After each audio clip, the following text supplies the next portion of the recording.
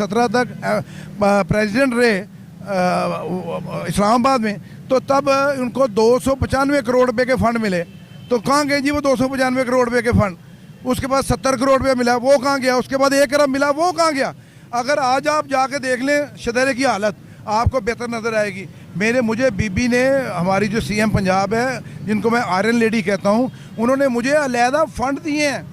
उनको पता था मैंने एक एक फंड ईमानदारी और दयानतदारी से लगाना है। इसलिए आज आप 1.5 साल में सिर्फ, जिसमें 3 महीने हम लोगों को लग गए बारिशों के, उसके बावजूद अब भी आप जाके देख लें शदेरे की हालत आपको 70% बेहतर नज़र आएगी। बिल्कुल, हम ऐसा देखते हैं कि जैसे ही कि शादरा पिंड है, आपने एक बदल के रख दिया है। हमने एक पहले देखा था आपका टर्न आया, जैसे आपने कहा कि फ़ंड आए, आज वो फ़ंड मैं ये समझता हूँ हम अपने चैनल की वजाहत से हमने वो भी दिखाया है और दिखाएंगे भी।